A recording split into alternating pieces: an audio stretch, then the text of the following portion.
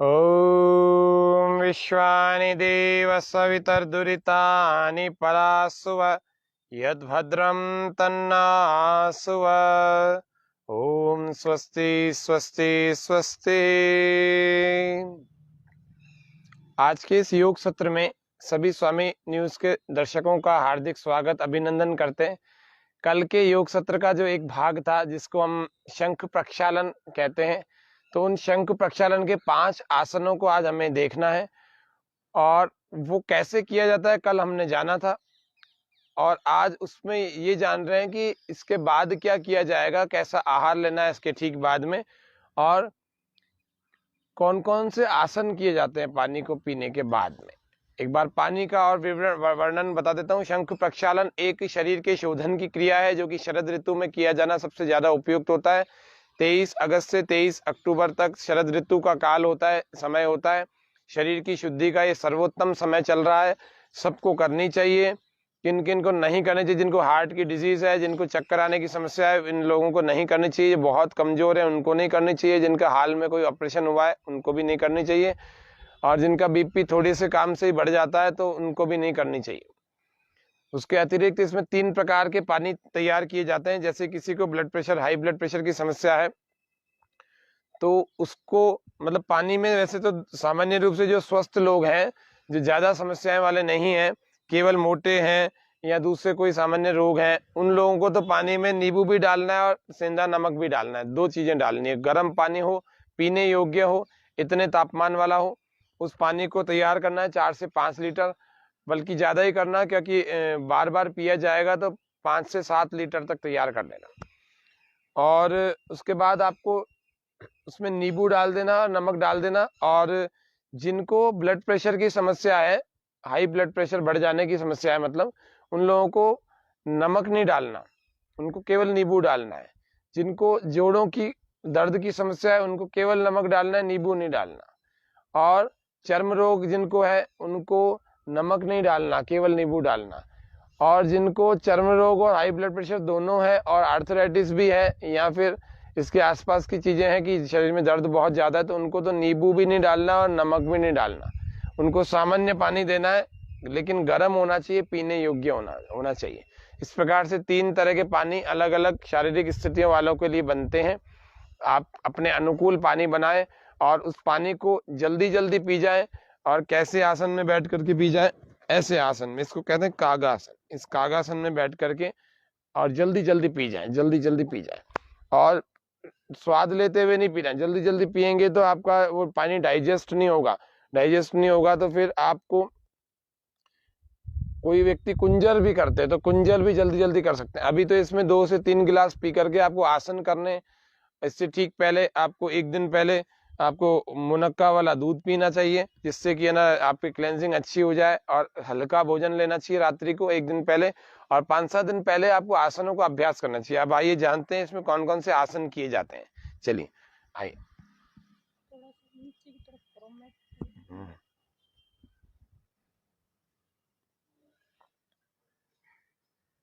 तो सबसे पहला जो इसमें आसन किया जाता है वो आसन कहलाता है ताड़ आसन। तो व्यक्ति पहले ताड़ आसन के लिए अपना खड़ा हो जाए, और खड़ा होने के बाद दोनों पैरों को हम इसमें पास में कर लेते हैं।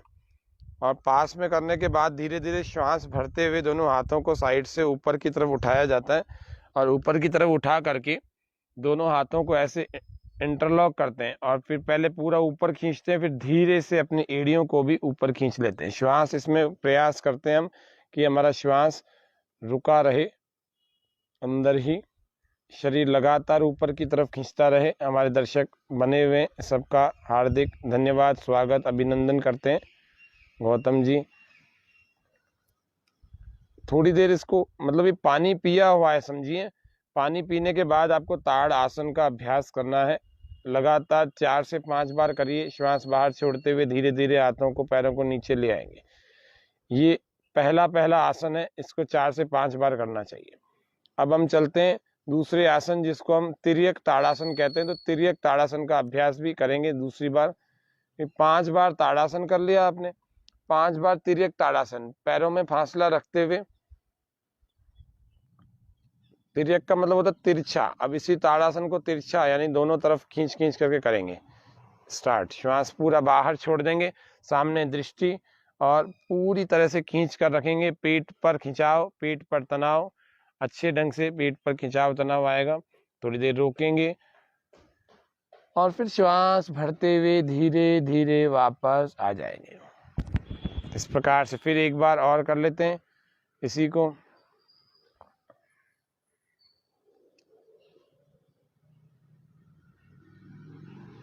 इसमें थोड़ा रुकना चाहिए जिससे कि हम ठीक ढंग से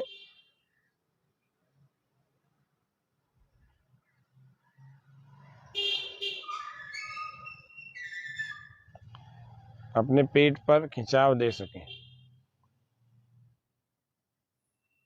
हर बार मन टिका हुआ हो हमारे पेट पर। फिर श्वास भरते हुए वापस आ जाएंगे। ये ताड़ासन और तिर्यक ताड़ासन हमने 2 आसनों का अभ्यास किया। इसी प्रकार से पैरों में थोड़ा सा फासला बना के रखेंगे। और तीसरा आसन जिसको हम कहते हैं कटी चक्रासन, दोनों हाथों को सामने, श्वास पूरा बाहर की ओर एक ओर घुमा देवें, पूरी तरह से खींच लेवें और अधिक से अधिक आप पीछे जाने का प्रयत्न करें।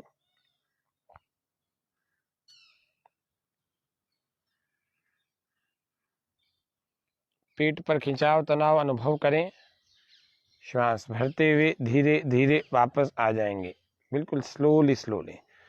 इस दौरान अगर आपको बीच में फ्रेश होने के लिए जाना पड़े तो जरूर जाइए, और नहीं तो फिर 5 आसन पूरे कर लीजिए। चलिए फिर से दूसरी ओर कर लेते हैं इसी को। इसको कहते हैं कटी चक्रासन। कटी कहते हैं कमर को।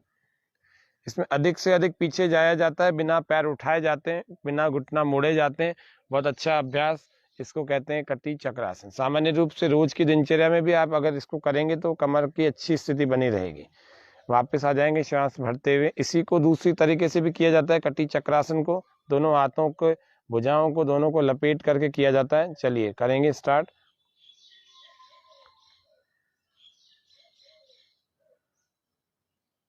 श्वास पूरा बाहर रहता है और घुमा देते हैं और अधिक घुमाते हैं।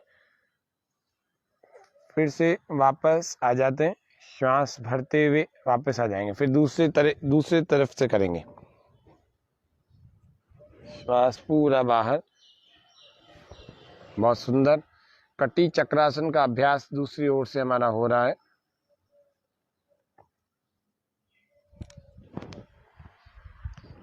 धीरे धीरे वापस आ जाएंगे।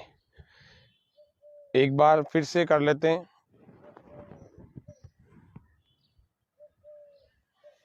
श्वास बाहर।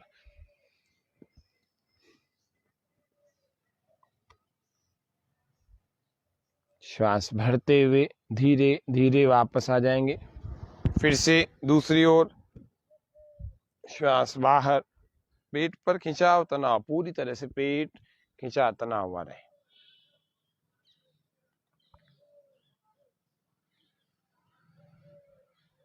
वापस आ जाएंगे श्वास भरते हुए, धीरे धीरे वापस आ जाएंगे। अब हम चौथे आसन की तरफ चल रहे हैं जिसका नाम है शंखासन। शंख प्रक्षालन की क्रिया है तो शंखासन तो होगा ही होगा। शंखासन यानी शंख की तरह पोस्चर बनाने वाला, और दोनों पैरों को इस प्रकार से रख लिया जाता है।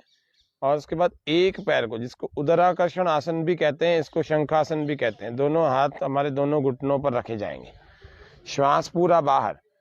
एक घुटने को दूसरे से दबाएं। इस लेफ्ट वाले को जो हमने ऊपर रखा हुआ है घुटना, उसको राइट साइड के घुटने की तरफ हम दबाने का प्रयास करेंगे। श्वास बाहर और पीछे हम घूम जाएंगे। पेट पर खिंचाव तनाव बना रहेगा लगातार। फिर वापस श्वास भरते हुए आ जाएंगे। थोड़ी देर वहां रुका जाता है। फिर से आइए फिर दूसरी तरफ से करेंगे। श्वास पूरा बाहर। किसी का नहीं ठीक ढंग से नहीं हो पा रहा तो उनको फिर पैरों में गैप और अच्छा खासा बना के रखना चाहिए। तो इस प्रकार से दोनों तरफ से आपको शंखासन का यानी कि उदराकर्षण आसन का अभ्यास बताया है, करवाया है। फिर से एक बार कर लेते हैं इसको। थोड़ा सा पैरों में गैप बढ़ा लेंगे।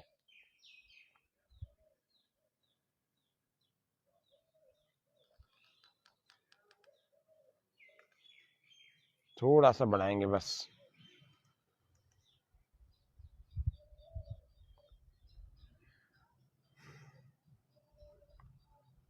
फिर से आ जाएंगे वापस।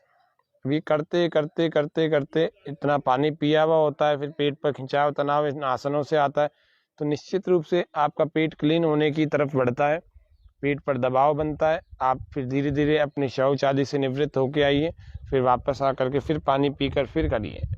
शंख प्रक्षालन के ठीक बाद में आ जाइए वापस। 5वां अभ्यास जिसका नाम है तिर्यक भुजंग आसन, उसका अभ्यास करेंगे। शंख प्रक्षालन के ठीक बाद में आपको तुरंत ही किसी प्रकार का भोजन नहीं करना चाहिए। आपको थोड़ी देर बाद मूंग की दाल की खिचड़ी का सेवन करना चाहिए। पैरों में थोड़ा फासला हाँ, चलिए दोनों हाथों को वक्षस्थल के साइड में रखकर श्वास पूरा भर के धीरे धीरे एक कंधे के ऊपर से देखेंगे विपरीत वाली एड़ी को। बाएं कंधे के ऊपर से अभी हम देख रहे हैं तो दाईं एड़ी हमें दिख जाए, इतना इतना हम करते हैं। थोड़ी देर रुकते हैं, श्वास बाहर रहता है हमारा, पेट पर मन को टिका के रखते हैं। ये तिर्यक भुजंग आसन है। तिर्यक का मतलब ही तिरछा होता है। भुजंग आसन वो है जो सूर्य नमस्कार में 7वें नंबर पर होता है। वापस आ जाएंगे श्वास भरते हुए, रिलैक्स नीचे। तो ये खाने की स्थिति है। फिर से दूसरी बार दूसरी तरफ से करेंगे। इसका नाम तिर्यक भुजंग आसन। दूसरे पार्श्व से करेंगे।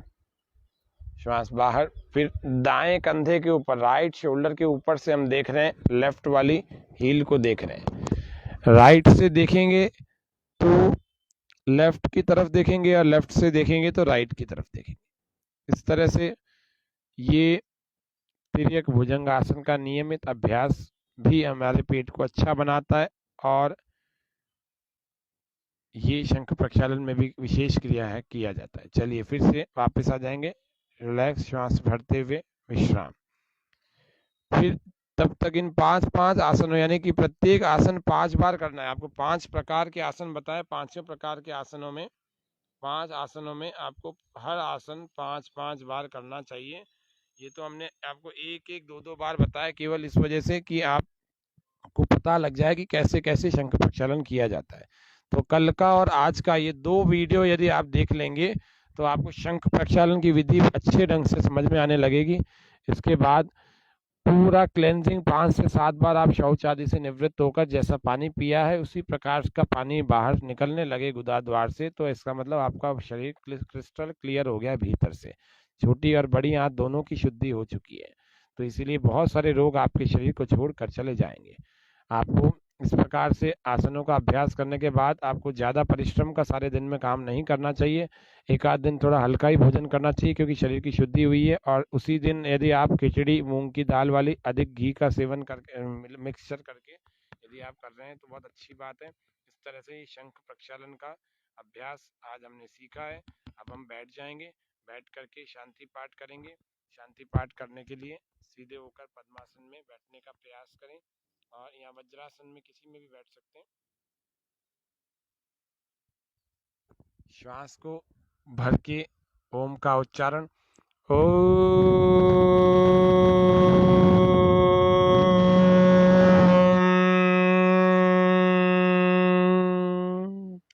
शांति शांति शांति।